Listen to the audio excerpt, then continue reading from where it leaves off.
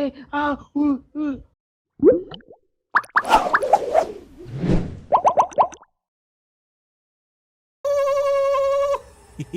என்னடா சிரிக்கிற? பயமுடுறா. பெரிய பல்லழக. இப்போ கேட்டுக்கா. உன் சாவுக்கு 100 பேரோட வந்து உன் பணத்தை முன்ன நின்னு மூச்சோட அவன் சிரிப்பல்ல.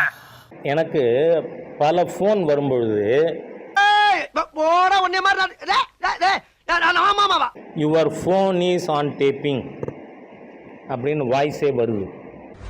என்ன வளர்ற யூ ஆர் ஒரு 5-6 தடவை your phone is on tap அப்படின்னு வந்திருக்கு. அதனால என்ன கேனத்தனமா பேசுற? என் ஃபோனும் ஒட்டு கேட்கப்பட்டிருக்குங்கிறேன் நான். ஏன்னா என் ஃபோன் நான் பேசும் பொழுதே வந்து your phone is on tap. மூளையை கடையில வச்சுட்டு வந்துட்டீங்களா? சொன்னதையே திரும்ப திரும்ப சொல்லிக்கிட்டு இருக்கீங்க. திராவிட முன்னேற்ற கழகத்துல சாராயம் உற்பத்தி பண்ணி வித்துன்னு இருக்கிற அத்தனை பேரும் அங்க பாருங்க. ஜூன் 4க்கு பிறகு ஜெயிலுக்கு போவாங்க. என்னடா சொல்ற? என்னால நம்ப முடியலையே. அது முதலமைச்சரா, அமைச்சரா, எம்பியா, அதை பற்றி கவலை இல்லை. வருவாள்ல. என்ன வருவான்லன்னு என்ன கேட்க? ஏன் அவன் மட்டும் ஜெயிலுக்கு போவாங்க. வரல? நீ போட்டுக்கிற இந்த இட்டு போன 2000 உருவிட்டு விட்டுருவோம். போய் உட்கார்ல. பிச்சைக்கார மாதிரி காத்துறிய. ஓ இவர் வேற ஆளா இருப்பார் போல இருக்கு, அவங்களா இருப்பாங்க போல இருக்கு. இவங்களா ஒரு முடிவு பண்ணிக்க வேண்டியது. இந்த மாதிரி எல்லாம் பிலாசபி பேசுறியே, நீ பேசுறது மத்தவங்களுக்கெல்லாம் புரியும்னு நினைக்கிறியா என்ன? பாஜகவிற்கு எல்லாரின் ஆதரவும் தான் இருக்கு. பாஜகவிற்கு எல்லாரின் ஆதரவும் தான் இருக்கு. வாயை முன் ஏந்து போட. எதா அசியமா பேச போற?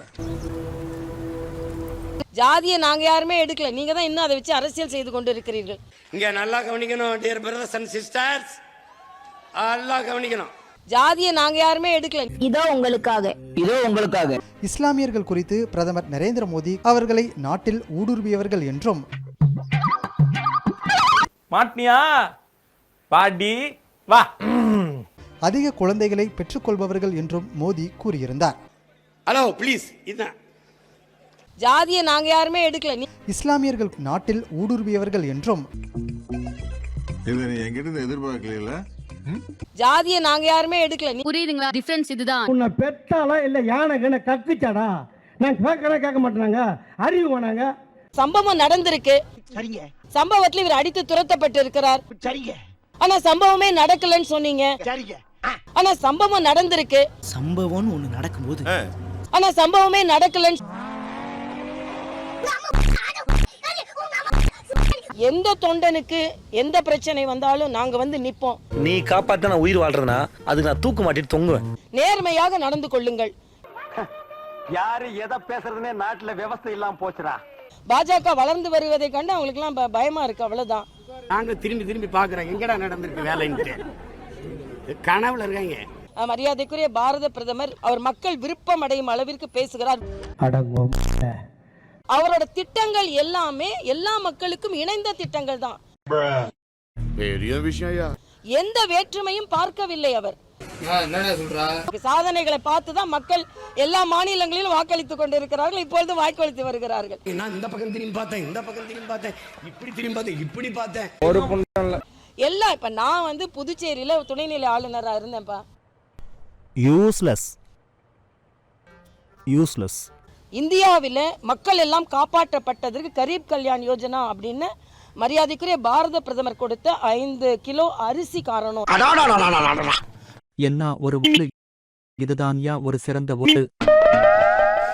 இந்தியாவில மக்கள் எல்லாம் காப்பாற்றப்பட்டதற்கு பாரத பிரதமர் கொடுத்த 5 கிலோ அரிசி காரணம். காதுலயே தேனை ஊத்துறீங்களா? வாயில கொஞ்சம் ஊத்துங்கிறான்.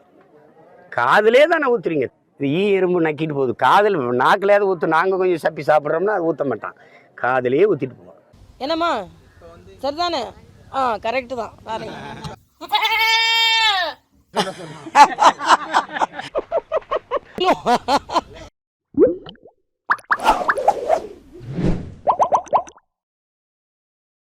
பாக்குறவங்க கொஞ்சம் ஹெல்ப் பண்ணப்படாது? நீ கேட்கலையே. கேட்டா தானா? Yes please help me. நான் நினைச்சா பண்ணலாம், ஆனா பண்ண மாட்டேன்.